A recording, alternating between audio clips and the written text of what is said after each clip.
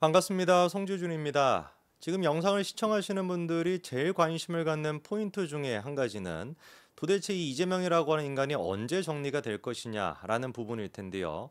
10월 달에 일단 중요한 재판 결과 두 가지가 나온다라는 거 알고 계시죠? 공직선거법과 위중교사 이거는 나오게 되고 이것도 물론 이제 뭐 유죄가 나올 게 확정시 됩니다. 근데 이제 제일 중요한 거는 신진우 부장판사 즉 대북 송금에 대해 가지고 이화영과 김성태한테 실형을 선고했던 신진우 부장판사. 이 신진우 부장판사가 이재명의 목줄을 꽉 지금 잡고 있는 상태 아니겠습니까? 그래서 누구보다도 신진우를 두려워하고 있는 사람이 이재명이고 그러다 보니까 당시 이제 또 병합 신청까지 해가지고 신진우를 피하려고 했었는데 택도 없었죠, 그렇죠? 이재명의 지금 대북 송금에 대한 1심 재판 결과는 신진우 부장판사가 목줄을 꽉 쥐고 있는 상태입니다. 자, 근데 가만히 보니까 이재명의 목줄을 지금 신진우 혼자만 붙잡고 있는 것이 아니라 두 사람이 더 붙잡고 있는 것 같아요. 첫 번째 같은 경우는 이제 이화영이가 그렇게 신진우 부장판사만큼이나 이재명의 목줄을 붙잡고 있는 것 같고, 두 번째 같은 경우는 이제 수원고법 수원지법보다 이제 그 상위죠. 수원고법에 바로 임상기 부장판사 또한 마찬가지로 이재명의 목줄을 꽉 쥐고 있는 것 같습니다. 임상기 부장판사 같은 경우는 이재명의 그 친형 강제 입원과 관련돼 가지고 무려 벌금 300만 원을 선고했던 부장판사입니다. 2020년도에 당시 이제 그 친형 강제 입원과 관련돼 가지고 허위 사실을 유포했다라고 이재명이 선거법 위반으로 재판을 받았었는데 1심에서는 무죄를 선고했었거든요. 놀랍게도 그런데 1심을 뒤집고 2심에서 수원고법에서 300만 원이라고 하는 사실상 징벌적으로 이놈 정신 좀 차려라. 이런 인간은 정치권에서 사라져야 된다라고 하는 강력한 의미로 300만 원을 선고했던 사람이 바로 임상기 부장판사입니다. 재밌게 우리가 관전할 수 있는 포인트는 1심에서 신진우 부장판사가 맞고 2심에서 수원고법으로 가가지고 형사 2부에 딱 배당이 돼가지고 임상기 부장판사한테 이 사건이 간다면은 과연 이재명의 운명은 어떻게 될 것일까? 진짜 뭐 표현으로 뭐 됐다라고 하는 말이 딱 나오지 않겠습니까? 오늘 제가 그러면 조금 더 얘기해 볼 포인트는 이화영이가 이재명의 그 목줄을 어떤 식으로 붙잡고 있는가 요거에 대한 이야기인데, 여러분들 잘 아시는 것처럼 이화영 같은 경우는 이미 이재명을 한번 배신한 전력이 있어요. 기억하시죠, 그렇죠? 작년 한 6월 달 정도 즈음에 이재명한테 보고를 했소이다 라는 식으로 얘기해가지고 난리가 나지 않았었습니까? 자, 그런데 그랬다가 이후에 이제 그 이화영의 부인이라고 하는 백정아 씨가 막 등판을 해가지고 법정에서 당신 제정신이냐라고 막 고래고래 막 소리를 지르고 막 깽판을 치고 막 변호인들이 바뀌고 막 난리가 나가지고 지금의 이제 이화영으로 퇴보를 한 상태인데, 퇴보하기 전에는 분명히 이화영이가 진실을 위해 가지고 목소리를 내고 있었거든요. 상식적으로 이재명한테 보고했다라고 얘기를 했으니까. 자, 그런데 이 이화영이가 지금은 그렇게 퇴보해가지고 다시금 이재명 쪽에 서 있는 것처럼 보입니다만, 과연 이화영이가 완전히 이재명한테 그렇게 충성을 다하고 있을까? 제가 보기에는 아니다라는 거거든요. 눈에 띄는 포인트가 몇 가지가 있습니다. 일단 첫 번째 같은 경우는 이화영 측에서, 이화영 지금 구속이 돼 있잖아요. 근데 이제 구속 만료 기간이 이제 12월까지입니다. 올해 12월까지인데 12월 전에 2심 재판 결과를 신속히 내주길 바랍니다라고 지금 재판부에 요청을 했습니다. 원래 이런 식으로 재판을 빨리 해주세요라고 하는 거는 검사 쪽이었죠. 이화영 같은 경우는 1심 재판 같은 경우도 온갖 수단과 방법을 가리지 않고 계속해서 재판을 연기시키려고 노력했지, 언제 도대체 이화영이가 빠르게 재판 결과를 받기를 원했습니까? 한 번도 없었거든요. 그런데 2심 재판 같은 경우는 이화영이가 어떻게 된 것인지 빠르게, 그것도 12월 전에 재판 결과를 내달라, 이렇게 지금 얘기하고 있는 상태입니다. 왜 그럴까? 이게 도대체 어떤 의미가 있을까를 우리가 생각해 봐야 되는데, 중요한 포인트는 지금 이게 세 명이 한 세트다라는 거죠. 이화영과 김성태와 이재명. 근데 생각을 해보십시오. 이화영 같은 경우는 1심에서 유죄를 받았는데 2심에서도 12월 전에 유죄가 받게 된다면은 사실상 대북 송금에 대해 가지고 3인반 전체 다에 대한 사실관계는 끝이 난 거예요. 1, 2심이 사실심이니까. 그렇잖아요. 그러면 3명에 대한 사실심이 다 끝이 난 상태에서 12월 전에 그렇게 끝이 난 상태에서 이재명에 대한 1심 재판 결과가 열린다면 이재명은 어떻게 되겠습니까? 100% 유죄가 나올 수밖에 없는 거겠죠. 혹시 그래서 이화영 측에서도 재판 결과를 빨리 나오겠다, 이거를 지금 원하는 게 그런 맥락이 있는 거 아닌가라고 하는 생각이 들 정도입니다. 왜? 이화영이 지금 이재명한테 배신감을 느끼고 있는 포인트가 여러 가지가 있거든요.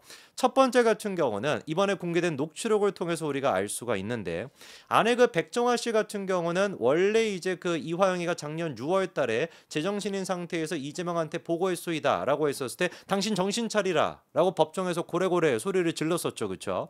그리고 난 다음에 이화영의 1심 재판 결과가 총선 이후에 나오기로 확정이 되고 난 뒤에 백정아 씨가 재판부에 재판에 갔었을 때 방청을 하면서 어떤 모습을 보였습니까? 남편한테 다가가지고 엄지를 쫙 이런 식으로 치켜들면서 멋있었다라고 얘기했거든요. 그게 총선 직전의 백정아의 모습이었습니다. 왜? 이화영의 재판 결과가 총선 이후에 나오게 되니까 이화영의 재판 결과가 민주당의 총선 결과에 영향을 주지 않는다라고 하는 안도가 됐으니까 남편한테 그렇게 엄지를 치켜 세워가지고 멋있었어라고 얘기를 했던 거죠. 그런데 총선이 끝났습니다. 백정아가 원했던 것처럼 민주당이 압승을 거뒀습니다. 총선이 끝난 직후 3, 4일 정도 시간이 지나고 이화영과 백정아 두 사람의 접견이 있었어요. 그게 녹취록을 통해서 이번에 공개가 됐죠. 그 녹취의 내용을 들어보니까 이화영이 뭐라고 얘기합니까? 야, 당신 이재명 좀 만나봐. 이유가 뭐겠어요? 사실 내가 재판을 이런 식으로 연기하고 내가 그리고 입을 다물고 있었기 때문에 민주당이 승리한 거 아니겠어? 뭔가 나한테 그러니까 이렇게 좀 이제 뭐 리워드가 있어야지, 보상이 있어야지 라는 생각을 가지고 백정아한테 이재명을 만나보라 라고 얘기한 거 아니겠습니까? 근데 예상외의 반응이 나오죠. 백정아는 뭐라고 해요? 아니 싫은데? 이겁니다. 정확하게 녹취록에 뭐라고 나와 있었어요? 아니 싫다. 왜 그래야 되지? 이런 반응이거든요. 그러니까 이화영이가 이제 막 이제 당황을 하면서 뭐라고 해요? 비공개로 해, 비공개로. 라는 식으로 아내를 달래는 모습이 있었습니다. 이때 아마 제가 봤었을 때 이화영 입장에서는 굉장히 기분이 좋지 않았을 것 같아요. 당황하는 것뿐만 아니라 굉장히 불안하고 그리고 또 배신감을 느꼈을 것 같습니다. 총선이 끝나자마자 누구보다 기뻤을 사람이 이화영 본인 스스로 아니겠습니까? 내가 입을 다물었으니까, 내가 재판 결과를 늦췄으니까, 그러니까 이겼다라고 생각하고 있고, 그거에 대한 보상을 뭔가 받기 위해 가지고 아내한테 만나봐라고 했는데 아내가 갑자기 180도 바뀌었어요. 엄지를 치켜 세우면서 멋있었어 라고 직전에 얘기했던 아내가 갑자기 어떻게 된 것인지 아니 싫은데, 이런 모습을 보면서 뭔가 이화영 씨도 이게 잘못됐구나, 뭔가 좀 이상하게 흘러가고 있다 라고 느꼈을 겁니다. 그리고 이제 두 번째 배신감을 느꼈을 포인트가 뭐냐, 4월 30일에 같은 경우도 또 접견이 있었습니다. 이번에는 아내가 아니라 민주당 다선 의원들과 접견이 있었죠. 그렇죠? 그 자리에서 제가 봤을 때 이화영이가 작정하고 얘기했던 것 같아요. 뭐라고? 김강민을 좀 도와달라고. 김강민 변호사 같은 경우는 이화영의 변호사였는데 솔직히 생각해 보십시오. 이화영이가 뭐 돈이 있겠습니까? 변호사비 뭐 얼마나 좋겠습니까? 끽해봐야 한 몇백만 원 정도밖에 못 줬을 겁니다. 김강민 입장에서 같은 경우는 좀 기분이 나쁘겠죠. 야, 이거 뭐냐? 내가 그런 식으로 발광을 다 떨어가지고 이화영의 재판 결과를 늦춰가지고 총선에 영향을 안 주게끔 이렇게 다 구도를 만들어 놨는데, 나 같은 경우는 공천도 못 받고 국회의원도 못 됐는데 대장동 변호사라고 하는 4인방, 이재명을 변호했던 그 4인방 같은 경우는 전부 다 배치다고 설치고 있는데 나는 왜 아무것도 없어? 불만이 없겠습니까? 돈도 못 받았는데 불만이 있겠죠. 그러니까 이화영한테 가가지고 김강민도 뭐라고 하소연하지 않았겠습니까? 저는 그 결과가 4월 30일에 민주당 다선 의원들을 만났을 때 김강민 좀 잘 살펴봐 주세요 라고 하는 이화영의 얘기로 표현된 거라고 봅니다. 김강민의 의사가 있었겠죠. 그리고 못을 박았던 얘기가 뭐예요? 내가 대속함으로써 민주당에 배치단 사람들 많지 않냐. 대속했다라고 하는 표현을 등장시킨 거죠. 대속이라고 하는 얘기가 뭔데요? 대신 죄를 짊어졌다. 이재명의 죄를 내가 대신 짊어짐으로써 나 때문에 배치받은 사람 있지 않냐? 라고 하는 얘기까지 터트리면서 뭘 지금 얘기를 하고 싶은 거예요? 김강민 챙겨줘라. 그리고 나 까먹어서는 안 된다. 나 덕분에 총선에서 이겼다라고 하는 사실을 까먹어서는 안 되고 언제라도 내가 작년 6월 달에 이화영으로 변모할 수 있어라고 하는 압박감을 주는 거 아니겠습니까? 저는 그래가지고 이렇게 두 번 가까이나 김강민까지도 민주당 쪽에서 그냥 버리다시피 한다라는 거를 통해서 이화영이가 배신감을 느꼈을 것 같고, 그것뿐만 아니라 자기에 대한 관심도도 떨어진다라는 거에 대해서 이화영이가 분명히 배신감을 느꼈을 거라고 봅니다. 왜? 그렇게 자기가 얘기했었을 때 민주당 의원들의 반응은 뭐였어요? 웃는 거 아니었습니까?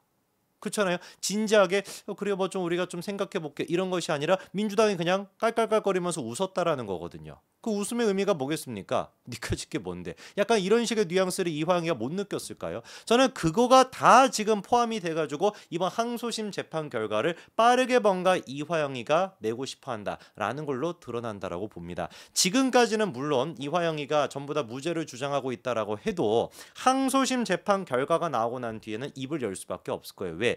1심과 이번에 항소심의 다른 게 뭡니까? 특가법상 뇌물 혐의. 이 뇌물 혐의가 1심 재판 결과가 나오고 난 다음에 검찰이 이화영에 대해서 추가로 기소를 했습니다.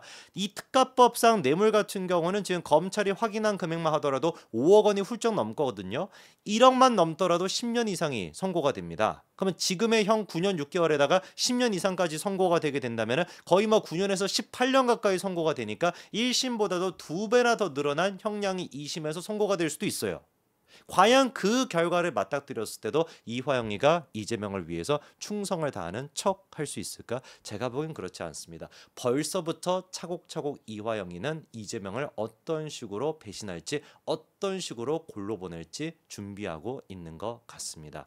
이화영에게 총선 승리를 안겨줬던 가장 큰 주역이었다. 가장 큰 충성심을 발휘했던 충신이었던 이화영. 그 이화영으로 인해 가지고 이재명이 어떻게 무너져 내릴지 우리는 지켜보면 되겠죠. 여기까지 말씀드리겠습니다. 감사합니다.